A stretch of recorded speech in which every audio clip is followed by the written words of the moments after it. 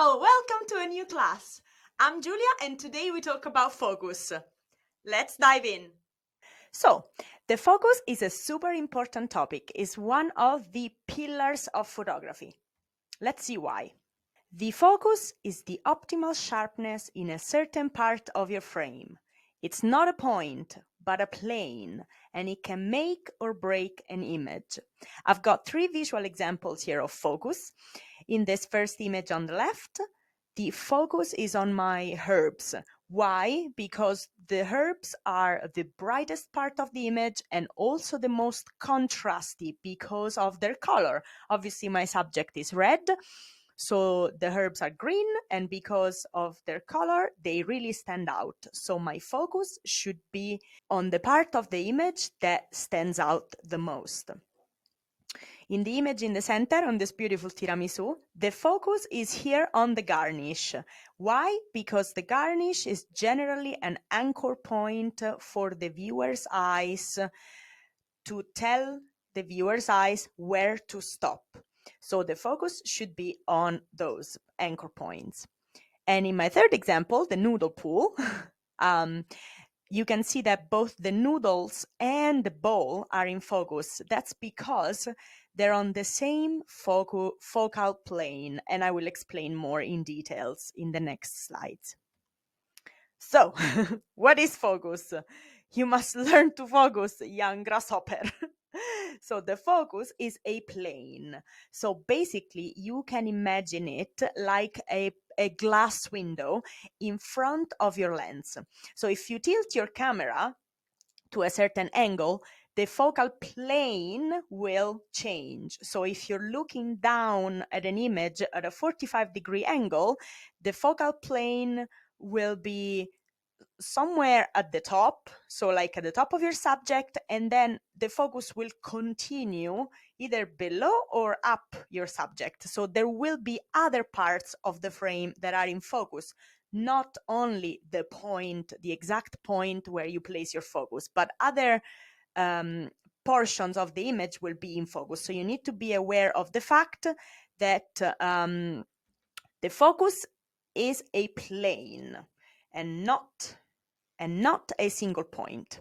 However, where we put our focus is a point on which we are going to put emphasis. We decide where to place our focus, and that point should be the most important point in our frame. So it should be our subject. Why? Because where the focus is where the viewer concentrates their gaze and all of their attention. They focus it on the focal point, so it's easy to remember. The focus makes or breaks an image in the sense that if the image is out of focus, you can throw it away.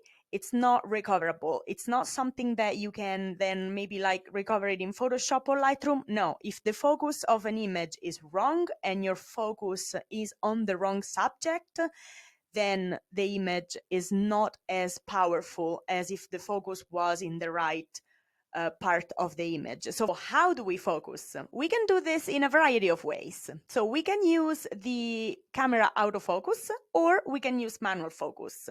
The camera's autofocus, as the word suggests, the camera will focus for you through the lens. The camera has a powerful software that can recognize difference in like contrast and brightness versus darkness. So the camera's autofocus is a very powerful piece of software. So it will be able to detect the sharpness of your subject and put the focus on that spot for you. With manual focus, you do that manually. So literally you rotate the focal ring, which is around your lens, and you decide where to put your focus. So which part of the image should be the sharpest. Now, how do you switch between manual focus and autofocus? You have 2 switches. Generally, one is on the camera and another one is on the lens. So in this example, this is my camera, the Nikon D750, but every camera will have with these 2 switches somewhere on on the camera and on the lens. So there is a switch that you can flip between autofocus and manual focus, and then in the lens as well, manual focus, autofocus, or exclusively manual focus. I personally prefer to use my camera in the autofocus mode the majority of times, unless I'm shooting something specific. So let's see, when do we use manual focus? We use manual focus mainly when our camera is on a tripod. Why? Because manual focus is a little bit more tricky. You have to rely on your own your own eyesight capabilities. I wear glasses, so I don't really trust my eyes too much. So generally, I use the camera's autofocus.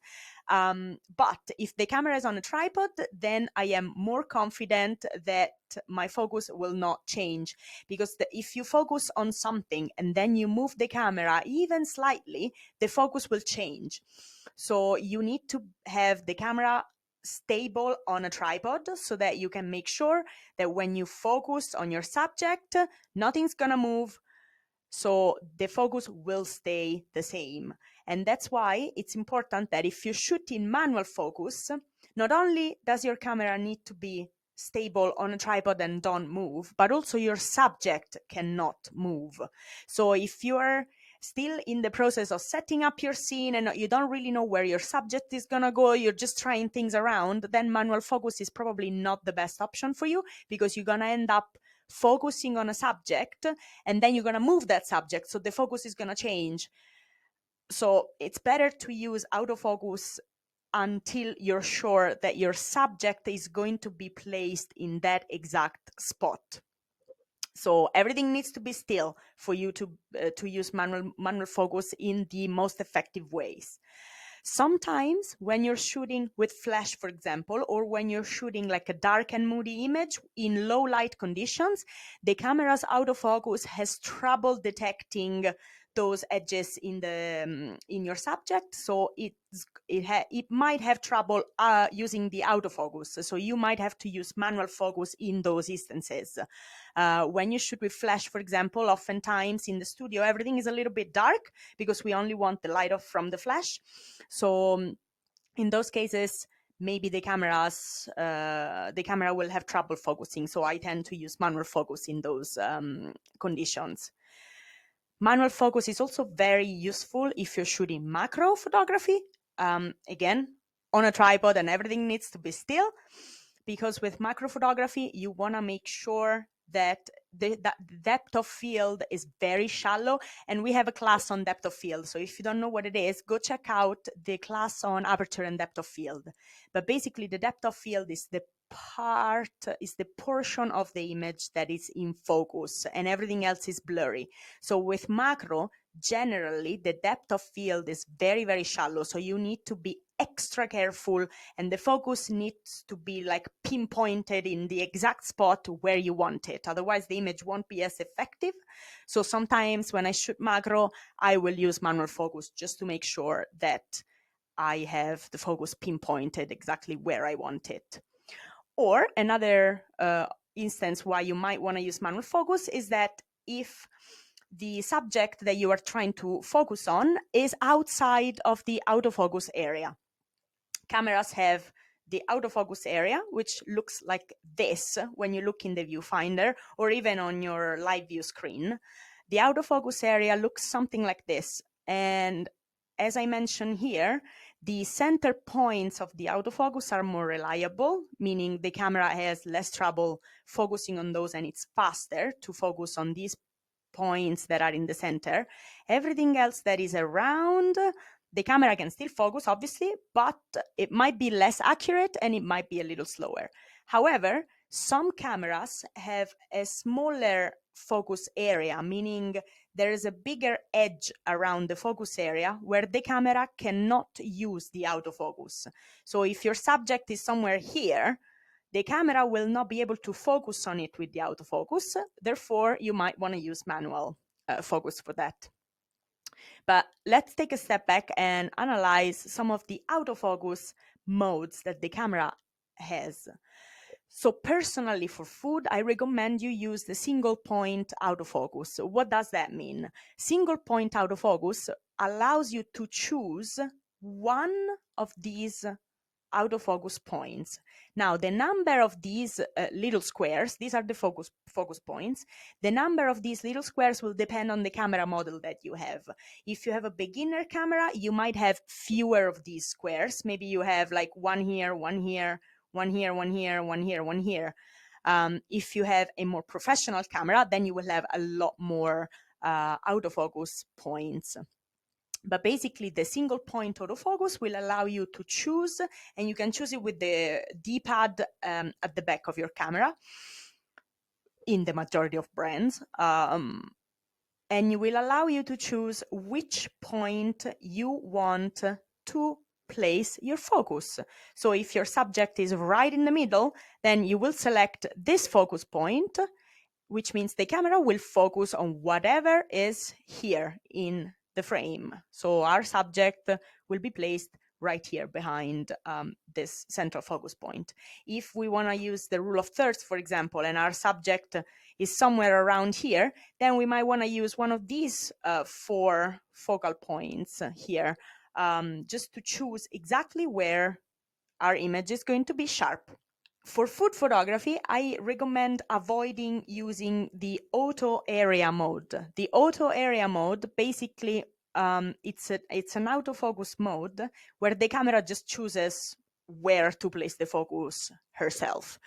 And that is not recommended, especially if you're like shooting still life, because the camera might just randomly decide that it wants to focus on the background, and obviously that's not the best choice for our composition. Or it might want to decide to focus on, I don't know, the front of or the back of our tomato, while we want it to focus on the front. So auto area mode is often not recommended in food, because you really want to be in control of where you place your focus.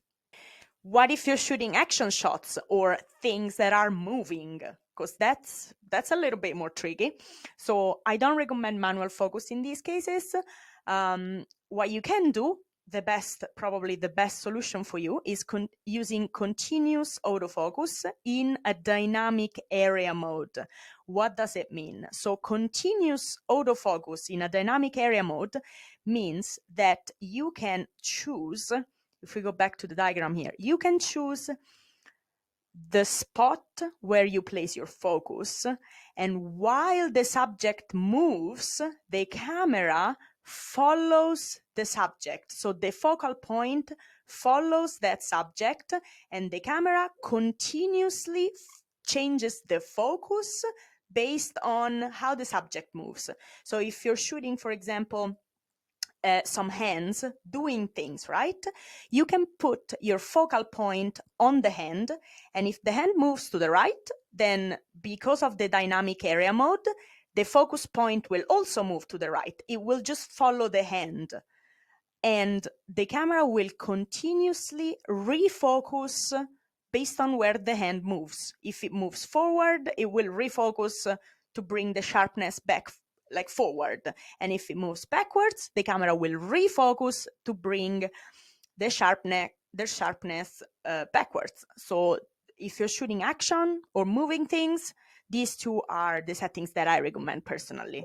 This works with like pours and like sprinkles and all of that shebang. Now, how do you tell the camera, after you've selected the focal point, how do you tell the camera, yes, please focus on that particular spot? So you can do it in 2 ways. You can either halfway press your shutter button. For the majority of cameras, for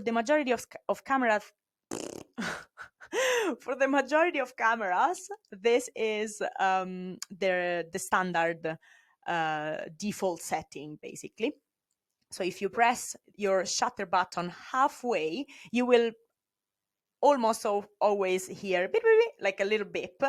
And that means that the camera has locked the focus. So if you keep pressing the shutter button to release the shutter and actually capture the photo, the camera will capture a photo with the focus in that spot, okay? And oftentimes, in the majority of cameras, you will have some kind of like green light that tells you, okay, the camera has locked the focus and the focus is sharp. If by pressing the shutter button halfway, you get something red or you don't hear the beep, beep, beep, it might mean that the camera cannot lock the focus. Meaning if you then release the shutter and capture the photo might be blurry. So make sure that you read your camera manual and find out how does your camera tell you when it's got the focus right. My camera, again, does a bitty bitty bit. I love that sound. It does a sound, and also it kind of like flashes green, which tells me, yep, all good. You can capture your photo and it's going to be sharp. So that is the default mode for locking the focus, the pressing the shutter button halfway. In food photography, oftentimes we might want to use the back button focus. The back button in my Nikon is right here, and it's this one.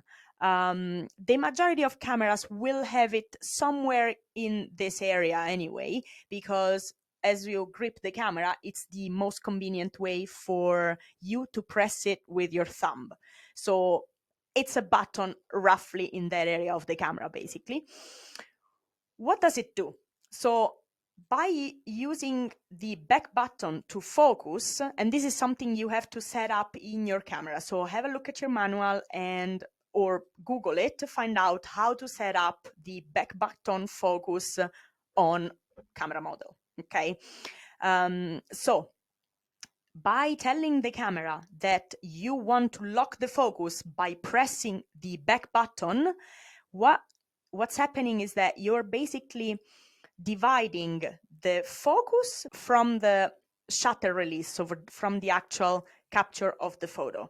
Why is this important sometimes? It's important because, for example, if you have the camera on the tripod and you press the back button focus, then the camera locks the focus on that particular subject, meaning every time you release the shutter, the focus, you touch the shutter button, the focus doesn't change. It stays the same.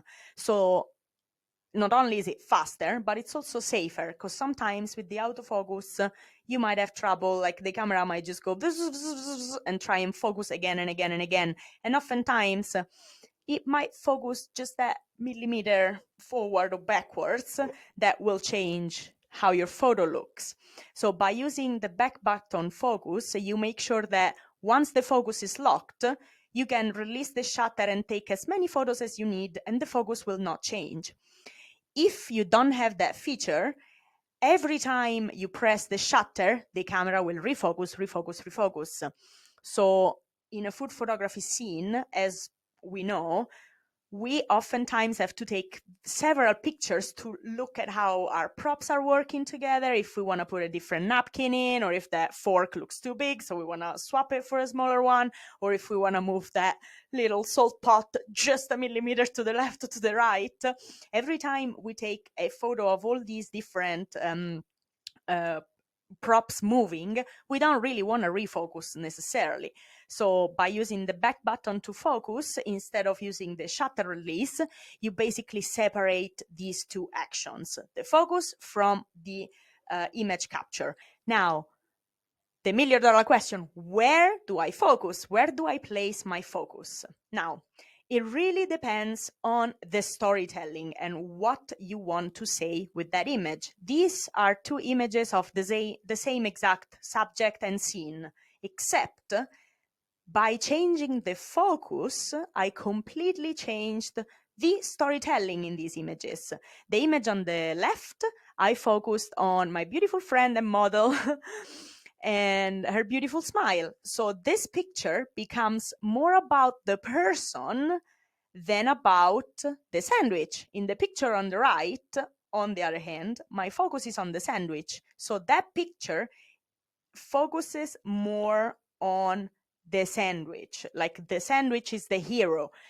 There I am capturing the yumminess of the sandwich, while on the left I am capturing the enjoyment of the person who's gonna eat the sandwich. So these are two different images, despite being, the same. They're not the same. Like, they have a different story. They're telling a different story. So where you place your focus depends on your storytelling, because the sharpest thing in the photo stands out. Obviously, it's what stands out to your eye the most and the fastest. So you have to place your focus on what's called an anchor point. The anchor point is where your eye will rest and where your viewer will concentrate. So oftentimes, if you have a subject, you want to place a little bit of garnish or a little something like a seed or a crumb or a leaf that is the anchor point for the viewer's eye to stop. And that's where you place your focus. So it's generally recommended to do it at the front of the subject or towards the front of the subject. If you have a bowl of soup, for example, either in the center of the bowl or towards the front of the bowl. And at the front of your point of interest. So if you have a tomato, for example, if you're shooting a tomato, you want the front of the tomato to be sharp. Or if you're shooting it at a 45-degree angle, maybe you want the top, the green part of the tomato to be sharp. So the part of the subject that is closer to the camera. So that's it for today. Thanks for watching and make sure to tune in next time. Ciao!